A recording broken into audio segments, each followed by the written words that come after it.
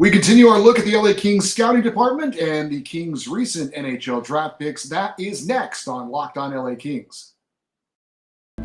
You are Locked On Kings, your daily podcast on the Los Angeles Kings. Part of the Locked On Podcast Network, your team every day.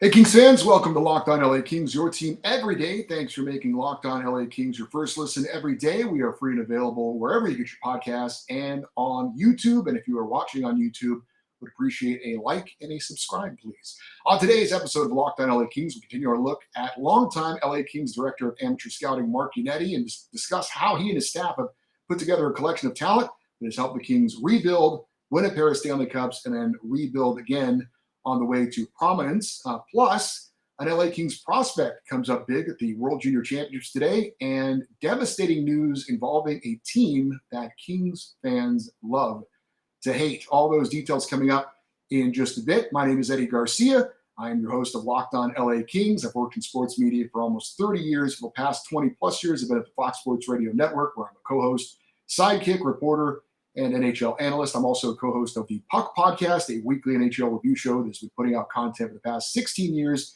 and a longtime passionate LA Kings fan. So we talked about it on Wednesday's show a bit, but Mark Yannetti is the Kings Director of Amateur Scouting. Maybe it's a name you're very familiar with. Maybe it's a name you don't know at all.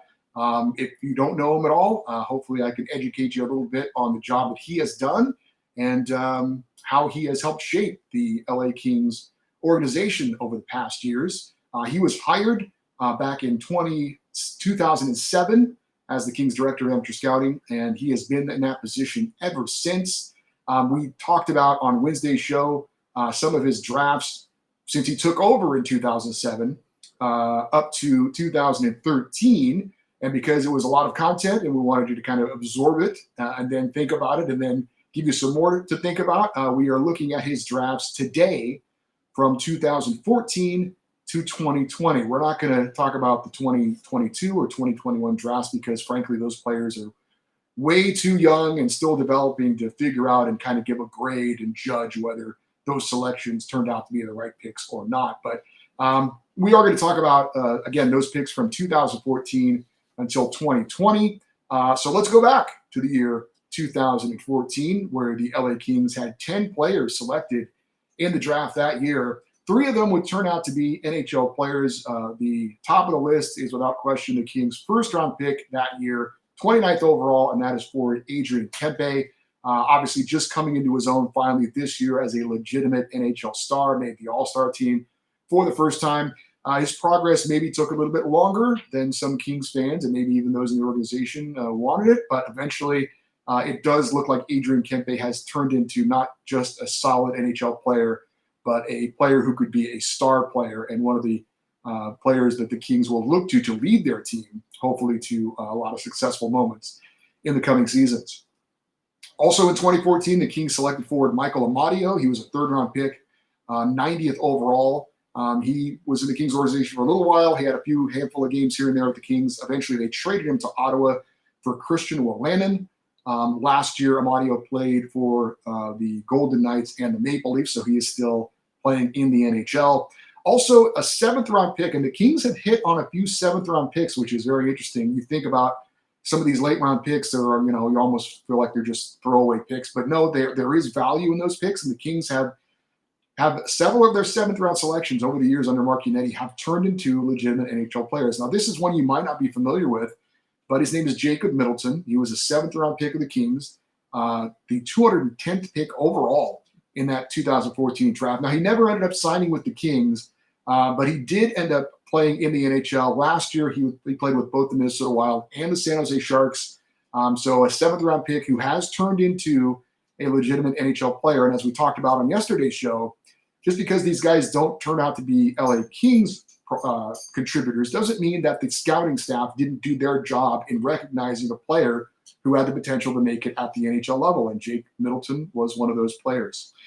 He was eventually or I should say, there were some other names from 2014 I didn't want to mention as my dog is over here shaking around. There were some names, though, from that 2014 draft, as good as the Adrian Kempe pick was, that were definitely some names that never heard from again for the most part. There were a pair of second-round picks for the Kings who never amounted to much of anything, with all due respect. One of them was Roland Mcewen. He was a forward that the Kings spent a second-round pick on. They ended up trading into Carolina in the Andre Sekera deal, or Sekera. I have heard it both ways. And also Alex Laituniemi was a second-round pick as well. He never played in the NHL. There were also names like Steven Johnson and Alec Dillon.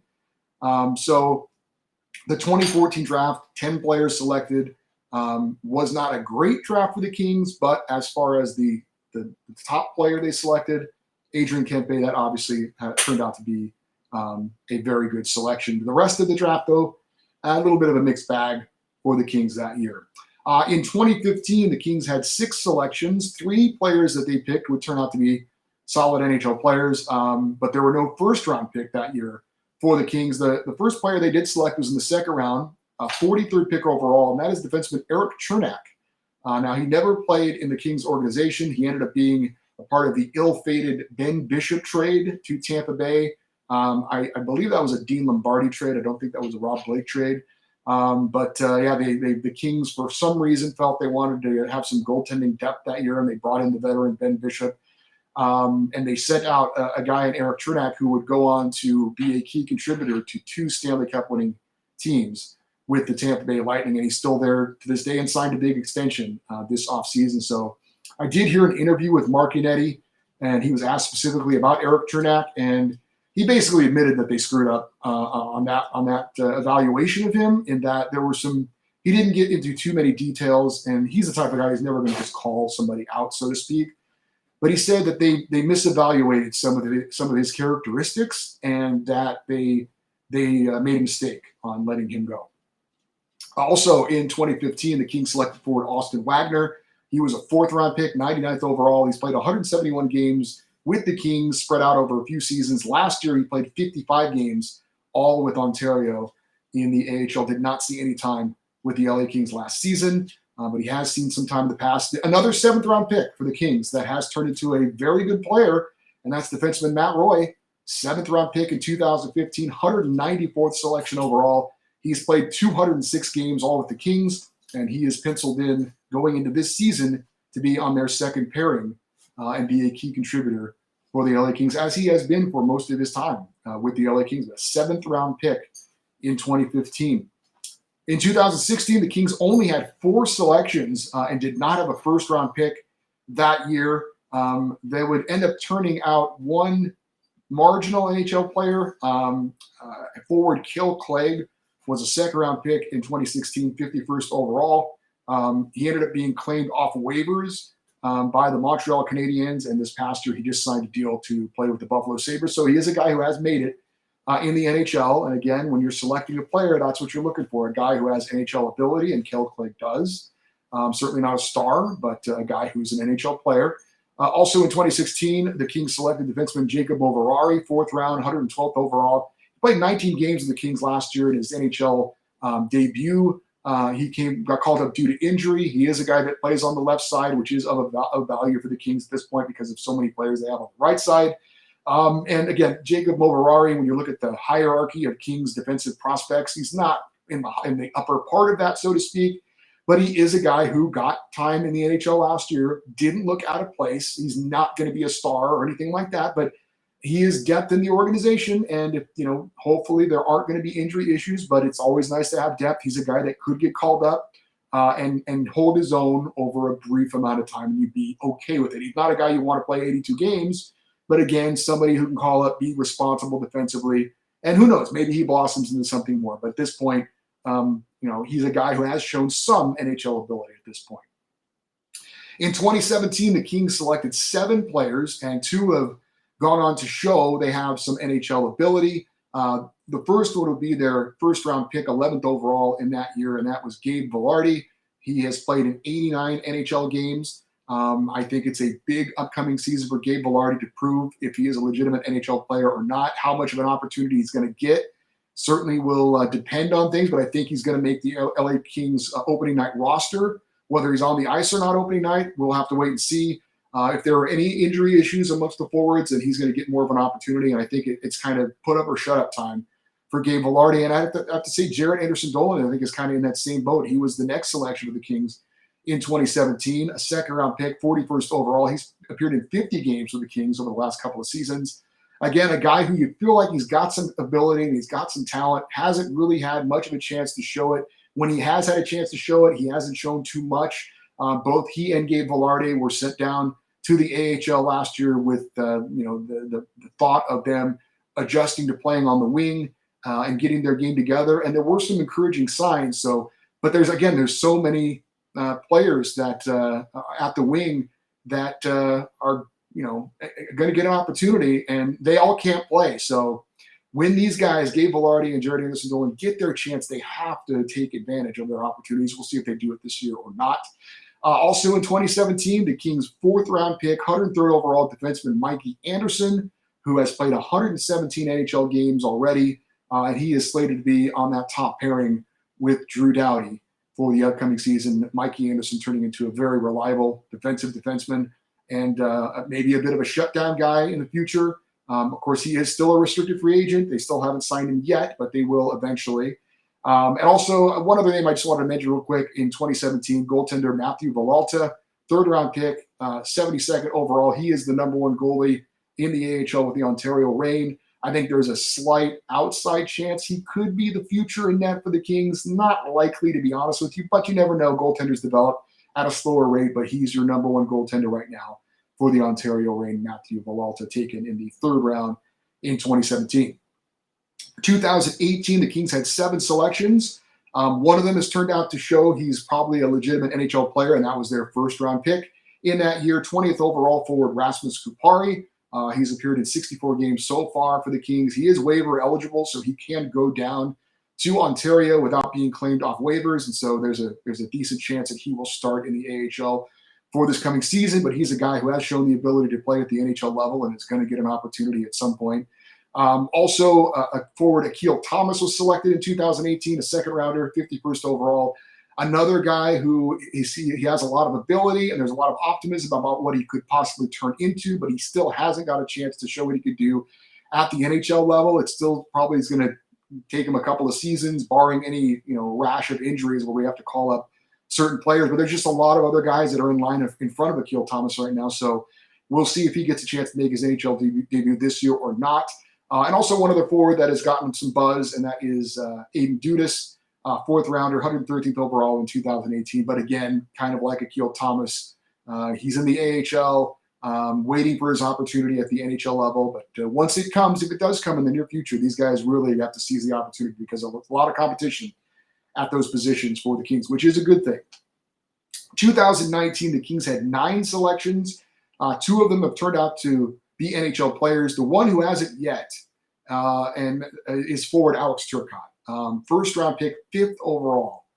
He's only played 8 games at the NHL level. And if you know anything about his story, he has had concussion issues, multiple concussions, and a lot of injury issues. And he just hasn't had the ability to show what he can do and prove that the selection in the first round, 5th overall, was the right pick. Now, at the time, myself included, everyone was saying this guy is going to be a standout NHL player. And the one thing you can't predict when you're selecting a player is what his injuries are going to be in the future. This was not a player that Mark Yannetti and his staff selected who had concussion history. He didn't have these issues until he was signed by the LA Kings and drafted and started to have injury issues. So again, you just hope at some point he can stay healthy and can show the ability that had him selected in the top 5 of the 2019 draft. Unfortunately, it hasn't happened for him yet. And at this point, you're just like, let's just get him through a full season without any issues and see what he can do. But that was a pick that a lot of people praised at the time. Really thought Alex Turcotte was going to turn into a great player, but right now it's really his career is kind of up in the air at this point, unfortunately. Also in the first round that year, the Kings selected defenseman Tobias Bjornfoot, 22nd pick overall. He's played in 106 NHL games. Very quietly has turned into a solid NHL defenseman. At this point, he certainly isn't going to wow you with anything he does, but he's reliable defensively and is a guy who hopefully can develop more and have a little bit more of an offensive game and be a little bit more of a factor on the ice. I've talked about it before. He's played the quietest 106 NHL games that I can remember. You just don't notice him really when he's out there on the ice. Sometimes it's a good thing, sometimes a bad thing. But if you're not making mistakes, getting noticed that way, then obviously that's a good thing. But he has Tobias Bjornfoot is slated to be amongst the top defensemen and make the NHL roster this year for the Kings, probably being on that third pairing, I would think. Also, Alex Kaliev was selected in the second round, 33rd overall, that 2019 draft. He has an NHL caliber shot. He is a explosive offensive player, 81 games with the Kings so far. That's going to go up this year. I think he probably starts on the right wing on the third line this upcoming season, probably gets power play time on the second unit as well. So that was a good pick for the Kings in that 2019 draft. A couple other players that also they selected that look to have futures for the LA Kings sooner rather than later. Forward Sam Fagemo, second round pick, 50th overall. A lot of people raving about what he's been able to do at the AHL level at this point. And it appears in a couple of years he should be playing for the LA Kings. At least that's the hope as far as what he's shown so far. And also defenseman Jordan Spence was picked in that 2019 draft, which was a really good draft for the Kings, or at least it looks like it's going to be a good draft for the Kings.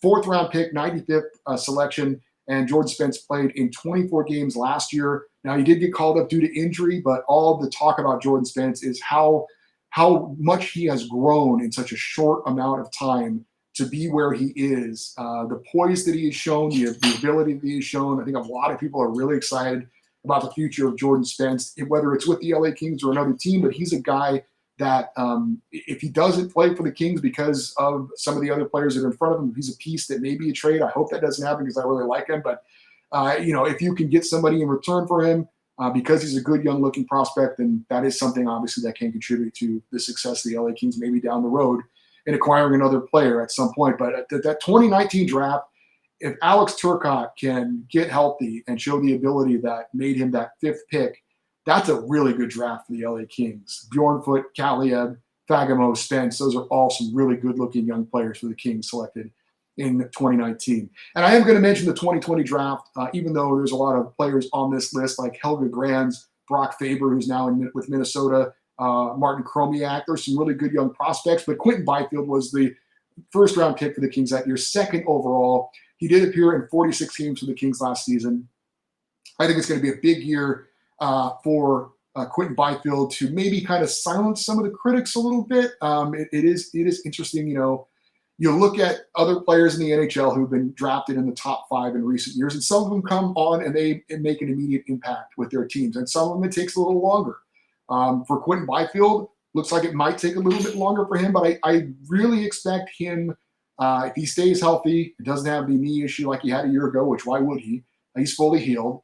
That I really think this year he's going to be able to show some flashes of what made him the second overall pick in the NHL draft. So I'm looking for him to make some solid contributions this year. I think it's going to be a big year and really excited to see what Quinton Byfield does this upcoming season. So again, just looking back, a big picture, a broad picture of what Mark Yannetti and his staff have done for the LA Kings at the NHL draft. From 2007, when he was promoted to the job, through 2022, the Kings have drafted a total of 116 players. 33 of them have proved themselves to be legitimate NHL players at this point, and that would mean that they've played at least 82 games at the NHL level, which would be the equivalent of a full season. There are some other players who haven't played that many games yet, but also are showing a lot of ability, like Arthur Kaliev, like Rasmus Kupari, like Jordan Spence, some of those guys. So the numbers are probably a little bit better than that. But again, as of this point, of the 116 players selected, 33 of the Kings players have turned out to be legitimate NHL caliber players. Some of them are no longer with the Kings, but again, that's the scouting department's task is to recognize players who can develop into NHL caliber players and then select those players. And I think the Kings staff has done a pretty good job. I think Mark Yannetti has done a pretty solid job with drafting players for the Kings so far. If there is a criticism that some have that I think is somewhat fair, it's that the number one picks for the LA Kings, those guys that have been taken in the top 10 or higher, have not been as impactful yet as we would like them to be. We talked about Alex Turcotte, and there's conditions with that. Quentin Byfield, there's still time for him. Gabe Velarde, right now we talked about it. It's time for him to kind of put up or shut up. But obviously, Drew Doughty is the number one selection for Mark Yannetti and his staff. In his time drafting players for the Kings, he's a future Hall of Famer, one of the Kings' greatest defensemen, if not their greatest defenseman of all time. They also selected in that time, in the first round, 4 very solid NHL caliber players, guys like Braden Shen, Tanner Pearson, Derek Forbort, and Thomas Hickey. Ironically, none of those players are with the Kings now. Although Thomas Hickey, I think, did join the Ontario Reign at the end of last season, so he's kind of come full circle a little bit. I think the Kings have selected in the first round since 2007 5 players who I think have still very promising futures. And maybe the future is now for Adrian Kempe. Maybe you feel like he should be elevated on this list, but I would say Kempe is certainly at least no lower than a guy who has a promising future. We'll see if he can follow up his career year with another similar year. Also, guys like Rasmus Kupari, Quentin Byfield, Tobias Bjornfot, and I'm going to include Brant Clark in there as well, the young defenseman. There are a couple of players the Kings have drafted in that time in the first round who I think are, at this point, question marks, and we just talked about them. Gabe Velarde and Alex Turcotte right now. We just don't know. They could turn into NHL players, or this, it could be the beginning of the end here for those 2 guys. And really, the Kings have only had one complete bust of a pick of all their first-round selections since 2007, and that was defenseman Colton Tuber. He was taken in the first round after Drew Doughty, and he did not turn into an NHL player at all. Anytime you select a guy in the first round, and especially if it's in the top end of the first round, like in one of the top 15 picks or so, you expect that guy to at least make the NHL level. Now, it certainly doesn't always happen, but more often than not, you are expecting for that guy, if he's not a star, at least be a guy who plays 200, 300 games at the NHL level. But Colton Tuber, that was the big swing and a miss for Mark Yannetti and his staff. But still, I think, all in all, a very solid job of drafting players for the LA Kings in his tenure as the director of amateur scouting. And as I'm sure you all know, amongst those who are in the know in the NHL, they have said that the LA Kings have one of the best talent pools in their system of any team in the NHL. So, again, that is a credit to Mark Yannetti and his staff. Hey, I want to tell you about a product that I literally use every day. It's called AG1. And when you get to be over 50, like me, sometimes you need a little extra to get you going. With one delicious scoop of AG1, you're absorbing 75 high-quality vitamins, minerals, whole food-sourced superfoods, probiotics, and antigens to help you get your day started right. This special blend of ingredients supports your gut health, nervous system, your immune system, your energy focus, recovery, aging. AG1 contains less than 1 gram of sugar, and it costs you less than $3 a day, cheaper than your morning coffee or your after-work beer, and you're investing in your health. Athletic Greens has over 7,000 5-star reviews and is even recommended by some professional athletes. Now's the time to reclaim your health and arm your immune system with convenient daily nutrition. Just 1 scoop in a cup of water every day is all you need. No need for a million different pills and supplements to look out for your health. And to make it easy, Athletic Greens is going to give you a free 1-year supply of immune-supporting vitamin D and 5 free travel packs with your first purchase. All you have to do is visit athleticgreens.com/NHL Network. Again, that is athleticgreens.com/NHL Network. Take ownership of your health and pick up your ultimate daily nutritional insurance. We do have an update from the World Junior Championships. LA Kings prospect Kasper Simontaival, 3rd-round pick in 2020, scored the game-winning goal in a shootout. Sweet backhand move for Team Finland to beat the Czech Republic 4-3. I retweeted the video of that on our Twitter account if you would like to check out that sweet move by Kasper Simontaival. It is at Locked On LA Kings, the Twitter account. His teammates on Team Finland, another Kings prospect, that would be Samuel Helenius. He's still looking for his first point of the tournament. But for Kasper Simontaival, he got the shootout game winner in today's game and also had a primary assist on one of the goals for Team Finland as well. So he's having a nice tournament so far. You can see Kings prospect Helge Grans and Team Sweden as they take on Austria coming up tomorrow, 11 a.m. Pacific time on the NHL Network. Also streaming on Fubo TV and Sling TV as well. I did mention earlier huge news involving a Pacific Division rival. If you didn't see it today, the Vegas Golden Knights announced that their number one goalie, Robin Lehner, is going to miss the entire upcoming season because of hip surgery. So a huge blow before the season even starts for the Vegas Golden Knights. They had so many injury issues last year, and the season hasn't even started, and they've suffered a major blow at this point. Their goaltending right now, you've got Michael Hutchinson, Laurent Francois, and Logan Thompson. So that is a huge, huge blow again to the Vegas Golden Knights for the upcoming season. I know you're all probably not too sad to hear that news.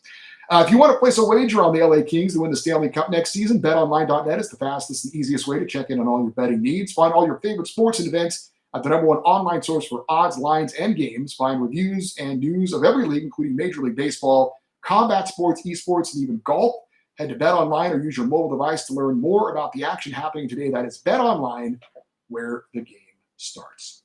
To keep up to date on this show and what's going on with the LA Kings, please follow us on Twitter. We are at LockedOnLA Kings. If you'd like to send me an email with any comments or thoughts on the Kings or this show, welcome your feedback at lockedoneddie@gmail.com, EDDIE, lockedoneddie@gmail.com. Coming up on tomorrow's show, we will look into the Locked On LA Kings inbox and read some of your emails.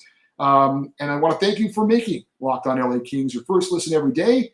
Now I invite you to make your second listen Locked On NHL. Locked On Experts give you a daily 30-minute podcast of all things NHL all year long. Stay up to date on everything in the hockey world. Locked On NHL, your daily 30-minute NHL podcast. Thank you so much for listening and for watching on YouTube. My name is Eddie Garcia. We'll talk to you on Friday. As I remind you, as I do when we close every show, go Kings go.